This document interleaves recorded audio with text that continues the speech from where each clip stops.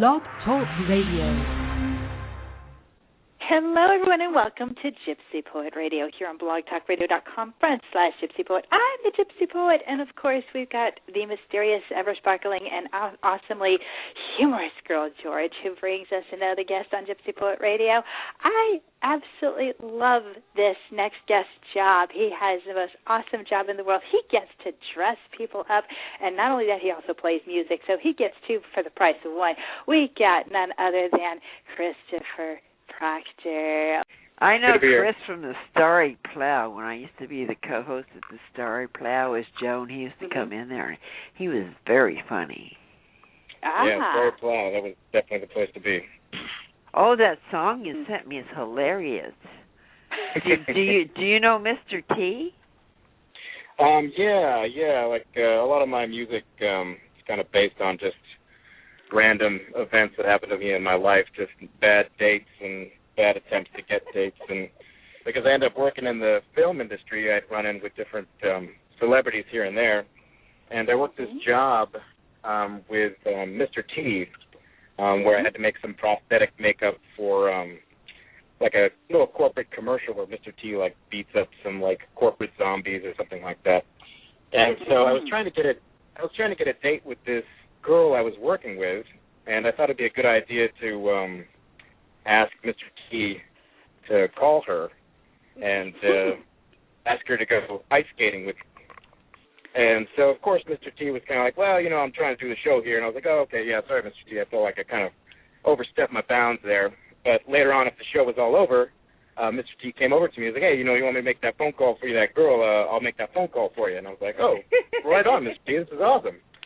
And so it was like 11 o'clock at night at this point, but I was like, hey, you know, screw it, it's Mr. T, you know, he can do whatever he wants. And so we called up this girl named Shandy, and Mr. T called her, and of course he got Shandy's voicemail, and Mr. T was like, hey, Shandy, you know, this is Mr. T. I've been working with your friend Chris. He's been doing the makeup and the wardrobe, and he's been talking about you and how he loves you, and how he wants to go ice skating with you, and that he loves you. He loves you so much, you know, he loves you. And I was, you know, Mr. T, I'm pretty sure that you just screwed me there, man, because you told this chick I loved her like 3 or 4 times, and I've been on like one date with her. So lo and behold, it didn't work out with the girl, but props to Mr. T anyways for helping me out. So I just wrote a song about the whole story. And it was did you work on that play Wicked too? Oh yeah. Tell us about that. For like a year and a half working on that. Just working with the costumes, and you know, when you do those shows, you know, it's good when you actually enjoy the music because you listen to it like 2 times a night, 6 days a week, same songs over and over and over, and you'll be driving home and that stuff is just like battered into your brain. You can't even get it out if you wanted to. But fortunately, some of the music for Wicked was pretty good, and I worked there for probably about a year, just doing the same thing over and over and over again. And the problem with those places is back then I was single. I'm married and got a beautiful kid now. But when you're single and you're working with the same people, doing the same thing over and over and over again, eventually you'll start trying to hook up with somebody that you work with, and it's such a tight little quarter. You know, in those back theater areas, it's like you just slammed with everybody. And if things work out, it's the best thing in the world. But if they don't, you don't have a lot of room to get away when you're, like, running into your awkward kind of half-fling that you had. So, yeah. Show business is a wacky place. You think, so what movies have you worked on? Yeah. What movies have you worked on? I worked on pretty much the San Francisco area. The way it works out is, you know, any little show that comes into San Francisco, like these days, the way they like to work it is they shoot the whole movie or the whole TV show will be in L.A. or Canada. And because they don't want to shoot everything in San Francisco because they think it's too expensive, so they'll come in for like a week or so and then shoot some shots of San Francisco and just kind of cut it into the show and make you look and believe that Canada is actually San Francisco. So you get these small little runs, but, you know, you meet some interesting people. I worked on this HBO movie called Hemingway and Gellhorn. It had Clive Owen and Nicole Kidman were the leads in that. And I was taking care of Clive Owen for the majority of that movie. And that guy was a pretty sweet guy. He took everybody at the end of the show out to drinks, and we got hammered with Clive Owen, and yeah, he was a good guy. There was some people coming over to him, like, wanting to take autographs, and he's married, he's got like a beautiful family and everything like that. And I remember there was one point where a girl had recognized him, and she's like totally hammered, and she was like, "You're Clive Owen. I know you're Clive Owen. You're Clive Owen." He's like, "Nope, it's not me. Not me, somebody else. The wrong person. So I'll show you my boobs. Show me your driver's license. I know you're Clive Owen. I'll show you my boobs." And he's like, "Nope, don't do it. It's fine." Are you still making those little movies you used to make? You used to make those videos of your bands. Oh, yeah. They went in the cornfield or something, I think. Yeah, my rock and roll band. I had the rock and roll band that I finally played at the Starry Plow with Girl George. We were called Chris Proctor and the Sex Offenders. And we mostly played like kids' birthday parties and at the Starry Plow, of course. But yeah, we just YouTube and MySpace was just kind of starting to well, it's been around for a while, but like we were finally starting to use it to just advertise our band, and we would just make these just completely ridiculous, obnoxious like commercials for everything that we would do. Like our Starry Plow show that we did with Girl George, we had this really androgynous, like homosexual-ish, like gay wrestler guy, except he's like all machismo and all man. Like it's like he's the kind of guy that like he's probably gay, but he would never realize that he's gay. He just thinks it's like a really manly thing to do to like maybe like have sex with men. But he's like called the All-American Man. And he became our mascot. He was this super patriotic image, like what America, really is.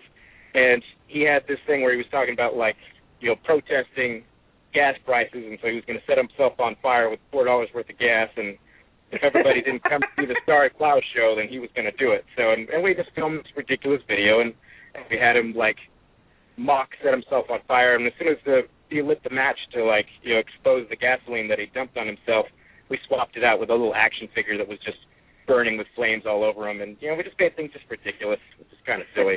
So. Where are you from originally? I'm basically the Bay Area. Born in Santa Cruz, and of course destined for rock and roll greatness. Born in Santa Cruz, and then moved to Union City, where I was destined to be a drug dealer. So that kind of took a little sidetrack there. But then I ended up moving to Brentwood, which is this corn agriculture, like nothing but fields of stuff like that. Just rural. Just lived in San Francisco, so nothing like a 2-hour commute to get to work. So you live in Brentwood now? Well, now, of course, because my 2-hour commute to San Francisco wasn't far enough, I met my now current wife on the internet, who lived in a place called Riverbank, which I was like, how far can that be? And turns out Riverbank is next to Modesto. So now when I go to work, it's more of a 3-hour drive, so it's just completely insane. But you drive from Modesto to San Francisco every day? Yeah, well, when I work, yeah. That's the beauty of the movies. Way. Yeah, the beauty of the movies is you don't work every day. You work when there's a movie in, so it'll come in, and you'll work for a month, and it'll be insane, and then it'll be over, and you'll do nothing for like a couple of weeks, and work a day here, work a day there. So yeah. You got the cutest little baby boy. What's his name? Charlie? Oh yeah, my little boy Charlie. Yeah, just me and my wife when we got married last year in June, and I always wanted to be a rock and roll star. I had big, dreams of being a movie star, anything super famous. I just figured I'd be alone with tons of money and a huge mansion. But I got married last year, and I never thought about having kids. Kids were something like, that's just going to get in the way. I'm all about myself. I got to do my thing. And as soon as we got married, as soon as I said I do, I was like, yeah, kids. That sounds awesome. Yeah, let's do it. Let's have kids. And my wife was like, it's going to take us 5 years because my mom took 5 years to get pregnant with my brother. So, we got to we got to get going on this. We got to do it right away and really start trying. I was like, all right, screw it. Let's do it, And, of course, didn't take 5 years. It took about 5 weeks. So we're now newly married, and we've got our little Charlie that has pretty much taken over our entire lives. Like, just trying to practice with my band is a struggle, never mind playing a show or performing or anything like that. But I am really good at changing diapers right now, so I think it's a good trade-off. Yeah. Well, I see you adore him. You got a million pictures of him all over your site. Yeah, I go pretty crazy. You're as bad as me. Yes. And Billy Cass is that way. He never wanted to have kids, and then when he was about 50, I think, he finally got married and had a baby, and he just worships that girl. She's about 3 now, and he has 5 billion pictures and videos of her. She's the best thing that ever happened to him. So I had one kid. I had, a daughter. She's 36 now. Now I got grandkids that are 7 and 4 that I take care of. I live downstairs from my daughter. Oh, so I still got kids around me. I tell you, the most important thing is the grandparents doing the babysitting. You are yes. soldier. I'm doing my grandma duties. I want to come back to your films here. Is there? I know you've had many unforgettable experiences on putting clothes on people and things like that. I wanted to ask you: is there a particular film that you enjoyed working on for that kind of thing? Well, it's funny because I worked on the Hemingway and Gilhorn, and there were certainly a couple of interesting moments there. And I worked on this film, Pursuit of Happiness, years ago with Will Smith, and it was a story about him and his kid, and we worked with the background and that kind of thing. But I would say the most fun I ever had working on a movie was a movie called Pig Hunt, and it was about a giant monster pig that, ate people, and it was filmed out in Ukiah, like in the middle of nowhere. It was just the backwards-ass woods, and we just made nasty gore effects, and I was in a trailer, and I had a huge dummy of one of the actors that the special effects guys made all gnarly and, chewed up like a pig ate him. And I had to dress the dummy in, the clothing that the actor wore in that scene. So when they swap out the dummy, he's still wearing the same outfit. And they had to be really dressed. So I had to start out, and I had to put little tippy whities on this dummy that's all mauled with, fake gut wounds and everything like that. And there was just something about me in a trailer by myself with a dummy that just has its guts ripped out, and it's wearing a nice pair of clean white tidy whities, and all I thought to myself was, well, at least this guy's wearing clean underwear, so that's good. And but yeah, it was such a terrible movie. It was probably one of the worst movies I've ever seen, but it was so much fun just making a mess of people. But I would say probably the best way to sum up what it's like working for actors and different actresses, because I worked on the Hemingway film, and there was a moment where one of the costumers for Nicole Kidman got replaced, because Nicole Kidman, she's kind of, she likes things the way she likes them. And if they're not the way that she wants them to be, well, then they're wrong. It's like she expects it to be the way it should be. And so I got a call over my walkie, and the first assistant director came today, Chris, we need some knee pads on set. I was like, oh, okay, cool. So I ran to my truck, which was a couple blocks down the street, and went and grabbed some knee pads, and I ran back to the set, and I was like, hey, I got knee pads. Who needs the knee pads? They're like, oh, Nicole needs the knee pads. And I was like, oh, Nicole, that's a bit of a different story, but okay, all right. And so walked over to Nicole. I was like, Nicole, I've got your knee pads. And she looked at me, and she gave me this kind of strange blank stare, and she's like, no, not those ones. The other ones. I can't put those over I have to take my boot off to put those on. I can't put those on. There are knee pads with elastic, and I don't want to take her boot off to put the knee pad on. And I was like, oh, all right, well, yeah, okay, some ones with maybe a Velcro strap. So I ran back to the truck, another 3 blocks, dug through, and found a couple of knee pads, and some with, elastic there in the back, and ran back to the set. I was like, hey, here you go. Here's the ones with the Velcro straps. You can put them on. It's like, no, not those ones. The other ones. The ones that they were made for me. Those are wrong. Oh, all right. A particular brand of knee pads that were made for you. And I thought to myself, well, what exactly are these for? And the first AD answered my question, like, oh, well, Nicole has to kneel down concrete because he shot this scene the day before of a big explosion.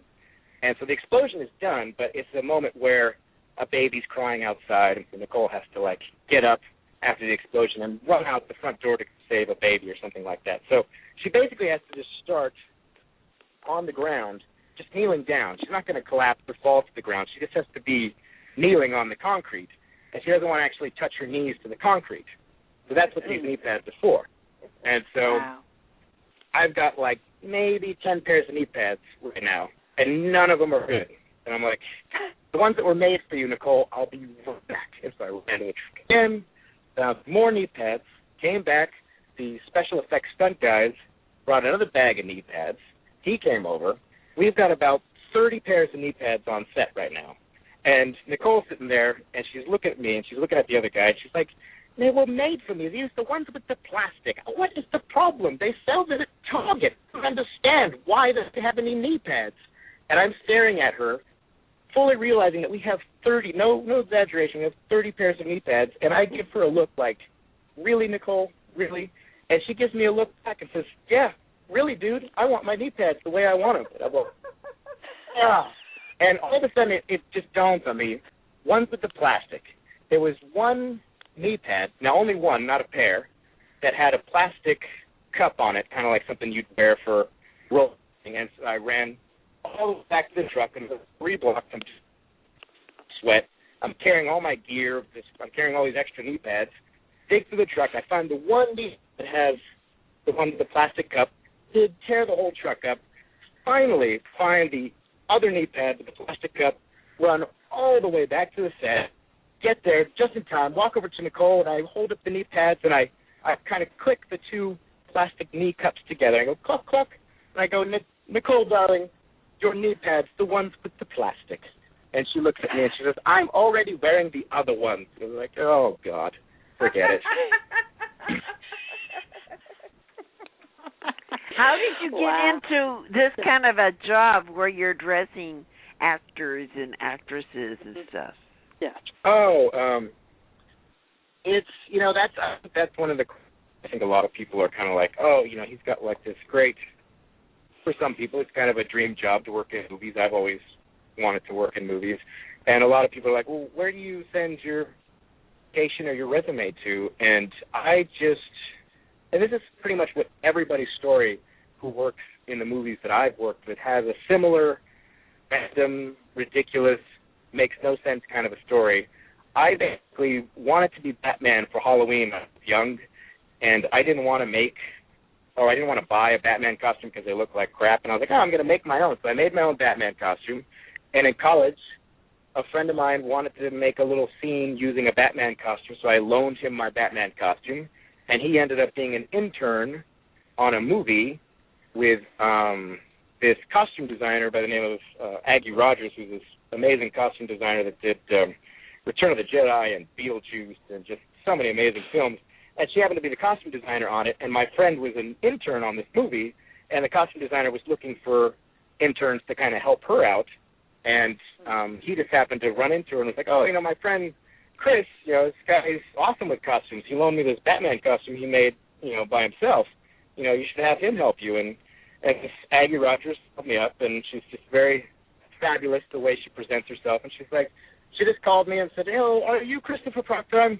I've heard so much about you. I hear you're absolutely fabulous. I'm Aggie Rogers. I was the costume designer for Return of the Jedi, and you simply must come and help me on this film. I can't pay you any money. We're totally poor, but you must come and work for me for free, and it'll be fabulous. And I'll put you in a nice hotel, and it'll be great. And I was like, all I heard was Return of the Jedi, and I was like, yeah, all right, sure. And she sent me over to Sacramento, and I helped her out with a bunch of other interns on this film, and there were nothing but girls into the costume department. Like, a lot of guys don't do wardrobe, at least that I work with. Well, there are some men, but it's mostly like a female kind of dominated field side of the industry. And so it was me and about like 4 other girl interns, and clothing is just really heavy. There's lots of racks of just all of these old 70s style clothing that they were using, and they just needed somebody to lug all this crap. And I didn't really know a lot about sewing or steaming or ironing or any of this. And they're like, hey, we like you. You can help us lug all this stupid clothes. And all the other 4 girls just kind of hid it away, and I just kept getting hired back because I was just the guy that, hey, Chris, lug that rack to set, and we'll do all the rest. Yeah, sure, what the hell? I like being around famous actors. I can do this. So there you go. You learned to sew and iron and all that other shit along the way? Yeah, I definitely fumbled through that. I'm sure I burnt a couple of costume pieces that were very important to somebody. And I fumbled through a sewing machine, and now I'm actually pretty good at I can iron the living bejesus out of a T-shirt. So better watch out. Yeah, but I've been doing it for 10 years now. I'm sure the fact that you're funny sure helps because you make everyone laugh. It's just your nature. I really think that's the only reason they kept me along. I don't even think I can sew or iron well. Everybody just probably tells me that. Like, whatever, Chris, we'll just keep him around for morale. I'm like the cheerleader. But who cares if he can't do anything? Let's just keep him around so we can actually have a little fun on set. So, because you work 16-hour days, and the reality is, like, who would you rather work with for 16 hours for 6 months, 5 days a week? Somebody who's really good at their job and kind of a jerk, or somebody who's kind of sucks and, like, fun to be around? So, there you go. The secret to being in the movies. Be funny. Oh my goodness! Tell us a little bit about a little bit more about where you're from. What did your parents do, if you don't mind us asking? My dad was a cop in New Mexico, and I think it's probably perfect. My rock and roll band was Chris Proctor and the Sex Offenders. My father used to be a police officer.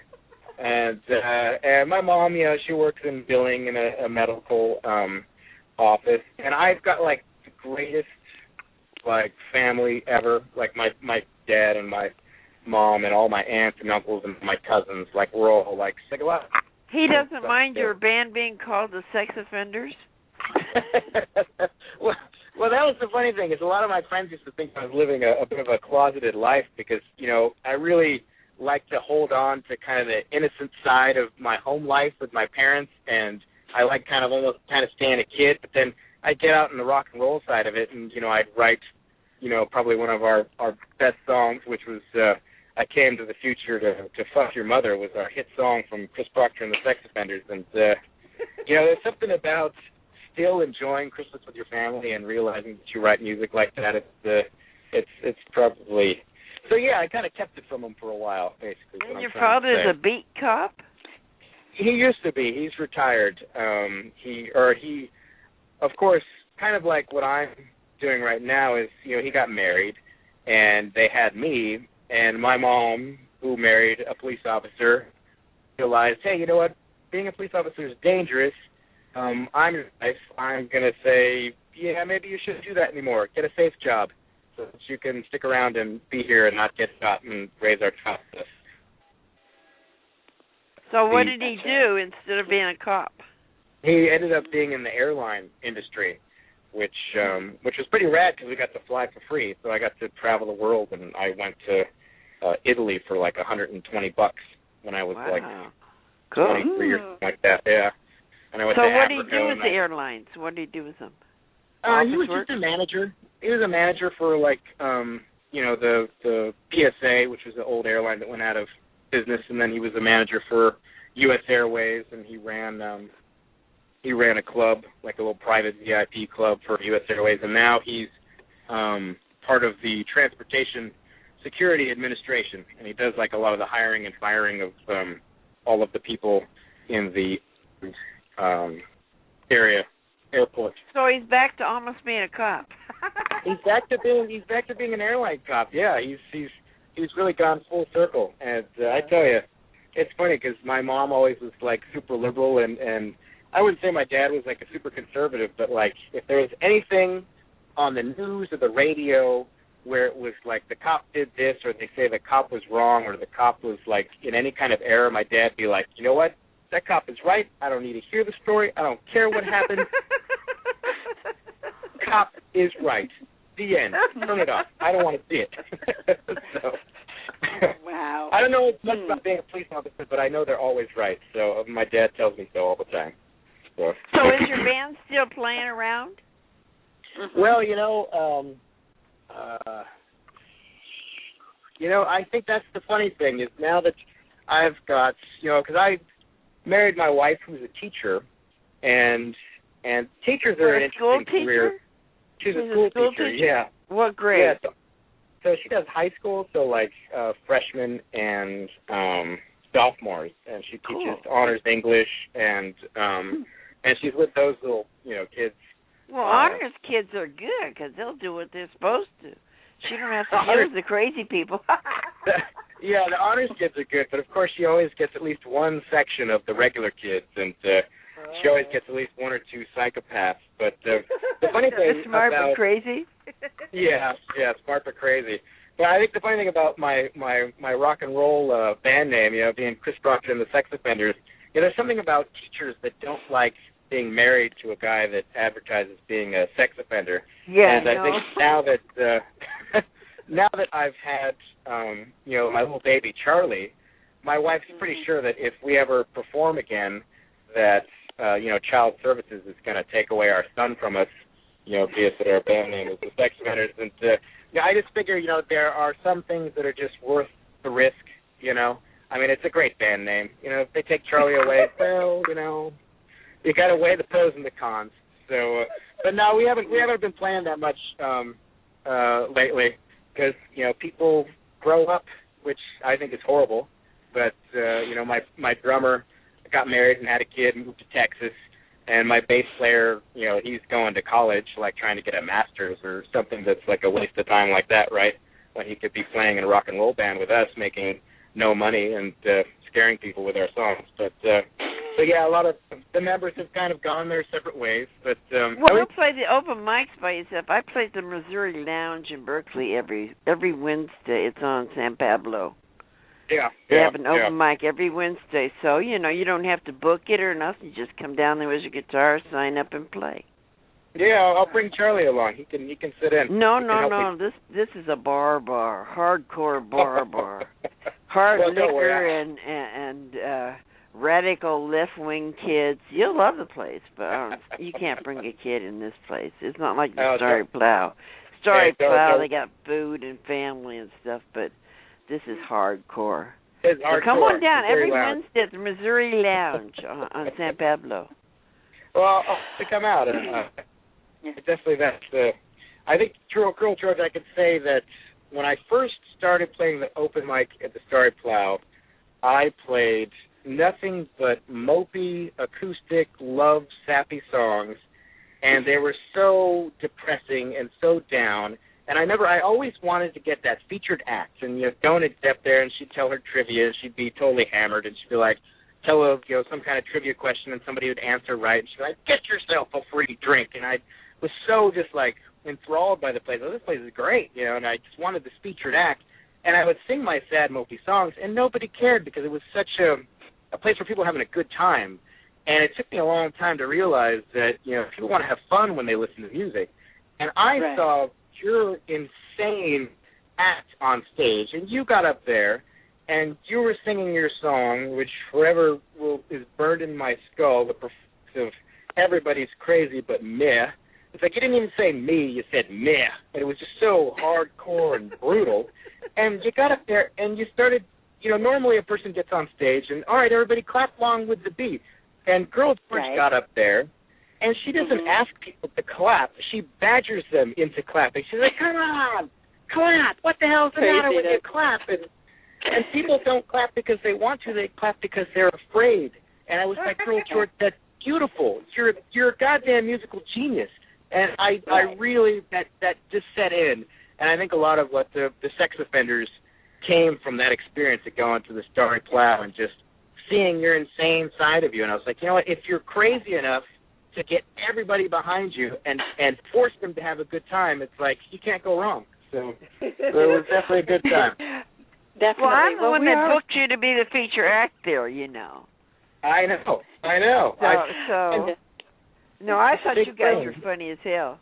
Yeah, because I finally came back, I think, years later after I stopped playing my mopey stuff, and I kind of reinvented myself with my singing about my Mr. T songs, and I did what, a couple in my of image?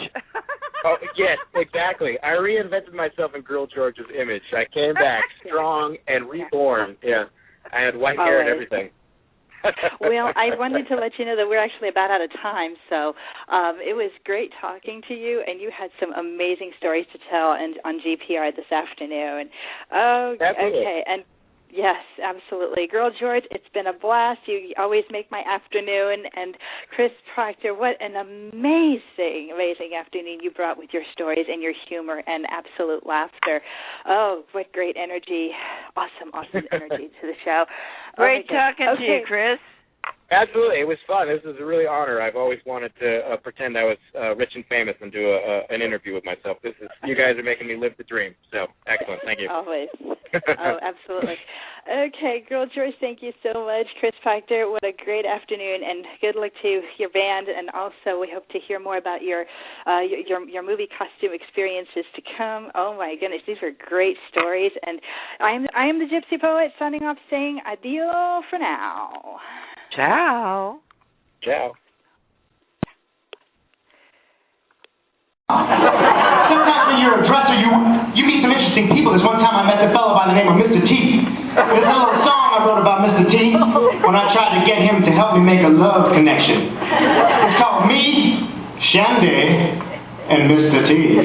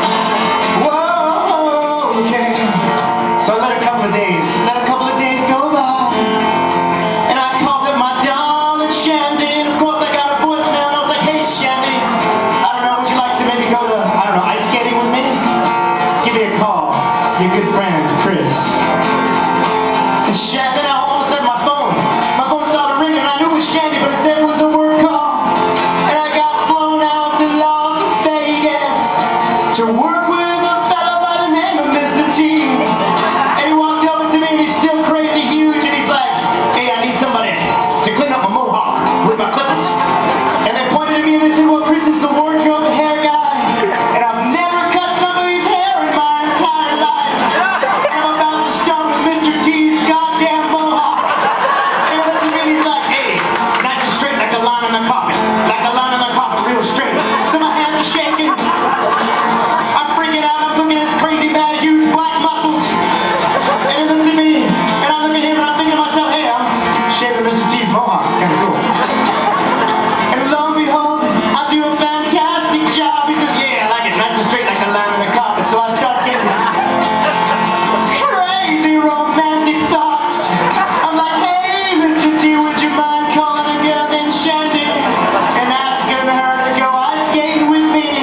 like, yeah, but maybe after the show. And I thought he was blowing me off.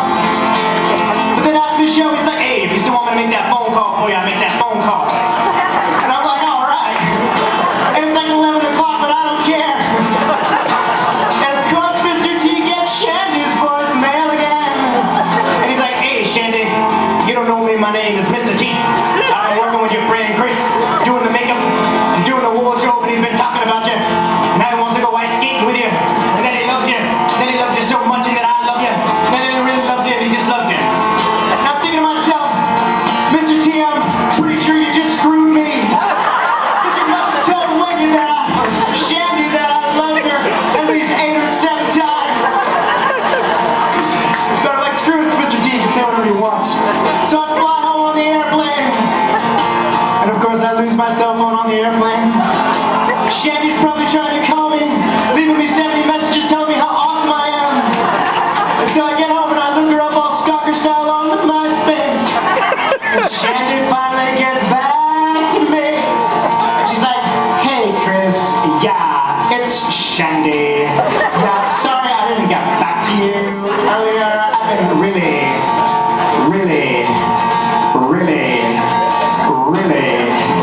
busy. But anyways, I did get a call from some friend of yours. Yeah, he was really loud and I think he was drunk. Anyways, I'll give you a call when I'm not so busy. Ciao. Shandy. Shandy never